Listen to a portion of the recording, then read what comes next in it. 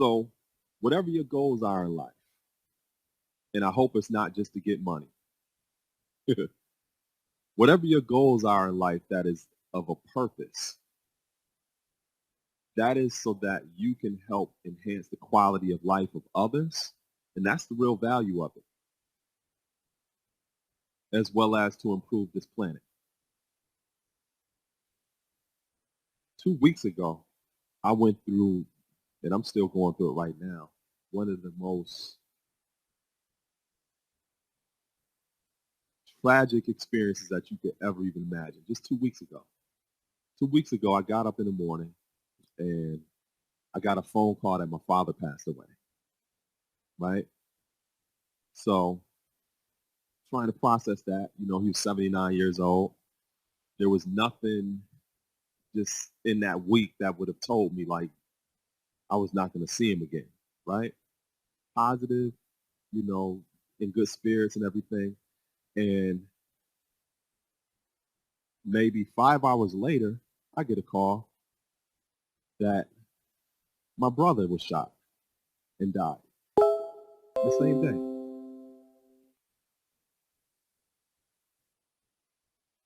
So,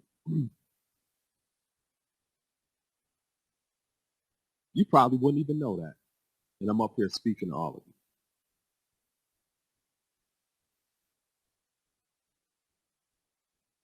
So the things that I'm sharing with you, I'm also sharing what I'm in the midst of going through, making sense out of life and not talking as a person that has made it through and I don't have any more living to do. I'm still processing that, right? Some days or times I'm thinking about my dad. Then the next minute I'm thinking about my father. It's hard to process seeing your father leave here peacefully. And then hours later, seeing your brother taken away from here violently. This is something that I didn't predict, or I didn't expect to be in the midst of going through that the next day, right? But again, this journey in life is not a straight line. And a lot of times people look at this journey as ups and downs, right? You go through ups and downs. In reality, it's how you interpret those ups and downs. Because those ups and downs, when you turn it sideways, it goes this way. You're navigating around obstacles and meeting challenges and continuously moving forward, right? So when you go throughout your day, when you are making plans for where you want to be at in life, think about some of the things that I shared today. Your time is of most importance to you. And in your journey, there's certain things you need to hold on to. There's certain things you need to give up. And there are going to be some things that you're going to learn new. So I thank all of you for giving me an opportunity to share with you this morning. And I guess we're going to open it up for questions now. I'm going to open it up for questions now.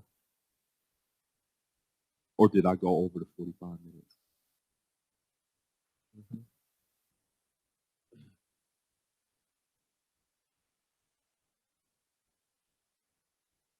Yeah, and yo, don't be shy neither, y'all. Don't be shy because you may never ever see me again. And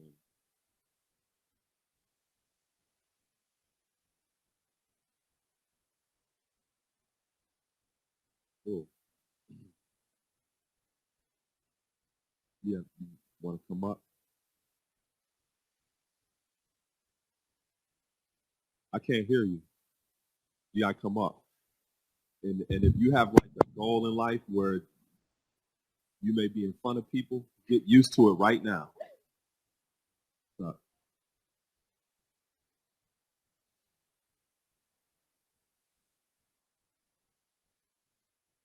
oh man, I feel at this moment, I feel empowered being here. Yeah. Thank you. Oh, yeah. And you know, another thing is when you're sharing, you do it from the spirit of unconditional love, you know, knowing that some people in here sleep, right? But that's the reality of life. Some people will literally sleep through what it is that you're striving to share. You can't take that personal because there will be the small percentage of people who are around you and your audience and your family that may value what it is that you have to share. Yeah, so since that incident that I just shared, this has been the first time that I've even spoken publicly at all. And I was just thinking, like, you know, as we scheduled this event, like, man, I don't know if I'm gonna have the I don't know if I'm gonna be able to stand up straight and just be able to share with all of you, but I realized that it was more empowering than anything. Anytime you have an opportunity to share your voice, to say something, make sure you do it because you don't want to live with regrets. You know, my father and my brother, I don't have regrets with our relationship because whenever we would leave each other, whenever I would talk to them, I would be present, right? And I would always let them know I love them. So I'm not living with the regret that I wish I would have said this, I wish I would have said that, I wish they would have known this about me. I don't have that. You know, but I know people who live with that type of regret and that's not good. I appreciate you.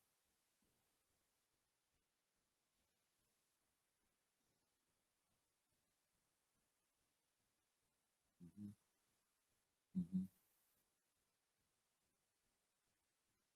Hmm. Hmm. Yeah,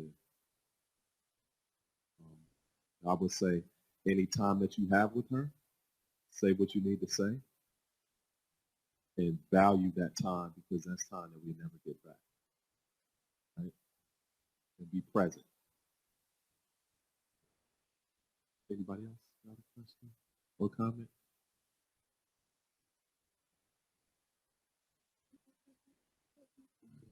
Okay, so they said what was the hardest part of you growing up?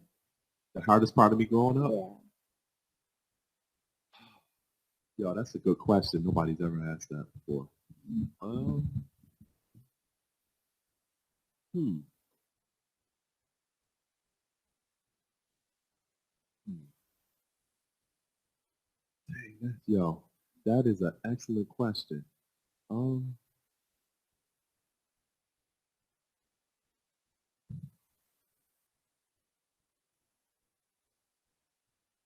I have two. I have three younger siblings and three older siblings. Um, my three younger siblings, I have twin brothers. My brother that died is a twin. So they're a year younger than me. So the hardest part of me growing up is I was always responsible for them. Always. And they would always be doing something that if we're out, I'm the one that have to be responsible for them. So if we're out, like I'm talking like 11, 12 years old, we used to go to Canada. Like it's not like that now, but you can be a child and pay 50 cents and just walk over the border and go to Canada. So my little brothers, they were very mischievous. They were always getting in trouble. And whenever we would go somewhere, my parents would make me responsible for them, which means when we get home, I had to report to them about what they were doing. So to this day, they call me a snitch. You know? So it was hard growing up just navigating that kind of space because it's like, you know, a lot of times I would get in trouble for things that they were doing. You know, so for me personally, that type of responsibility for having younger siblings was the hardest part because sometimes I didn't know if I was capable of being able to manage them. You know, I'm just a year older than them. So yeah, that was definitely like the hardest part for me. Any other questions?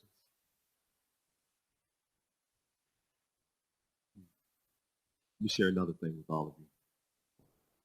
mentioned in my bio that I'm the third great grandson of a man named Josiah Henson. Um, Harriet Beecher Stowe wrote a famous novel called Uncle Tom's Cabin. And in that book, she used the details of my third great grandfather's life for her character, Uncle Tom. He was born in 1789 on a tobacco plantation in Charles County, Maryland. And at the age of 41, he took his family, which were four small children and his wife, on a 600-mile journey from Kentucky all the way up to Western New York through the Underground Railroad. So he was a forerunner of the Underground Railroad, meaning the Underground Railroad is a phrase that became popular in the mid-1800s. Prior to that, this network was being developed, so people didn't call it an Underground Railroad, right? He made his journey in the 1830s. And to give you some context of that time period, Harriet Tubman was a teenager at that time before she even made her journey. He made that journey from Kentucky all the way up here to Western New York, crossed over into Canada, lived there for some generations. He had a daughter that my grandmother was born through in St. Catharines, Ontario, Canada. She moved over here to the United States, and then she had 7 children. One of those children was my father. My father had 6 children, and out of those 6 children, I am the most intelligent and attractive of all of those children, right? So I say that jokingly, but seriously to say, when you know more about your ancestry and your journey of those who came before you, you expand your perspective of identity, and you learn more about your own capacity to overcome obstacles and to meet challenges. So for example, Josiah Henson, when he was making his journey, he got to a particular point where he didn't have any water. So what he did is he went to a stream and took his boot off, washed it out, filled his boot with water, and brought it back to his children. So I look at water a little bit different than maybe some other people. I don't waste water, right? Just knowing certain stories like that. And all of us have those type of stories in our life. Some of your family may have arrived here through immigration. Some family may have gotten here some generations ago and changed their name to kind of assimilate into American society because Italians were discriminated against or Irish were discriminated against, so they changed their name. All of us have amazing stories like that in terms of our journey being here. And it's important to keep in mind that as an individual, going back to what I said about personal growth, as an individual, it took 2 people for you to be here. You could not be here if it wasn't for 2 people, right? But guess what? Those 2 people couldn't be here if it wasn't for 4 people. And then those 4 people couldn't be here if it wasn't for 8 people. 16, 32, 64, you can keep going back in terms of the people who made sacrifices in order for you to actually be here as an individual. So you are really a composite or a collaboration of many people who came before you. So think about how that would feel to those who came before you if you sitting here wasting your time. Because you're really wasting their time. Does that make sense? Okay. Yes. Uh-huh.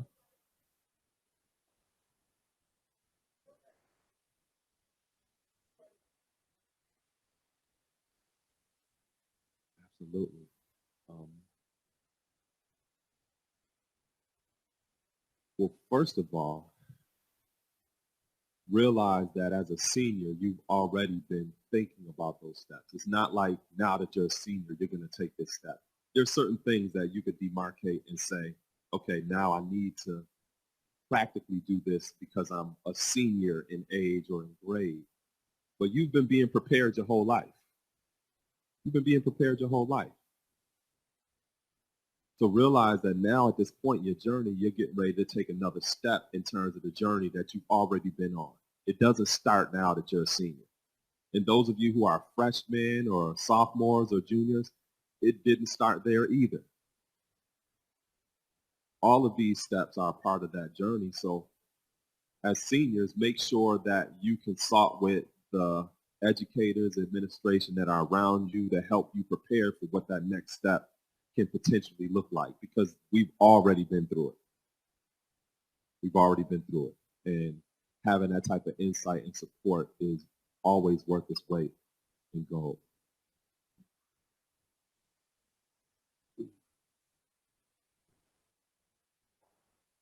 Cool.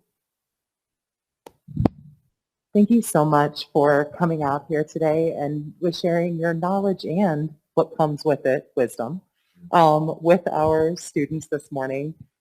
Let's all give Mr. Allah a round of applause. Thank you.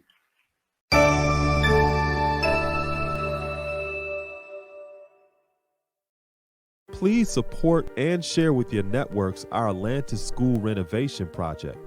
Through a recently acquired property here in the city of Niagara Falls, New York, we are doing renovations to establish an early childhood learning center and after-school program for youth in our city.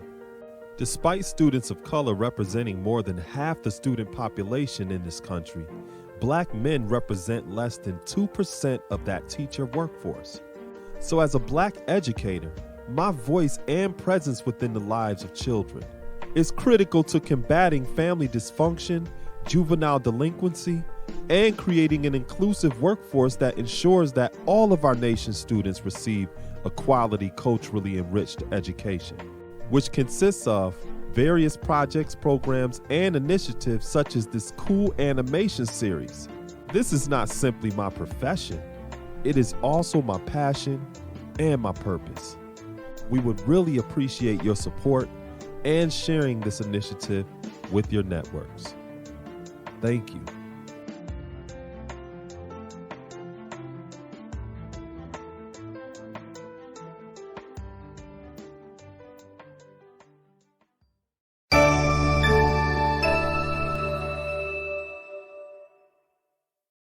Please support and share with your networks our Atlantis School Renovation Project.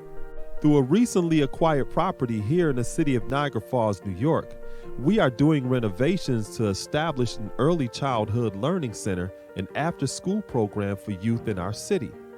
Despite students of color representing more than half the student population in this country, Black men represent less than 2% of that teacher workforce. So as a Black educator, my voice and presence within the lives of children is critical to combating family dysfunction, juvenile delinquency, and creating an inclusive workforce that ensures that all of our nation's students receive a quality, culturally enriched education, which consists of various projects, programs, and initiatives such as this cool animation series. This is not simply my profession, it is also my passion and my purpose. We would really appreciate your support and sharing this initiative with your networks. Thank you.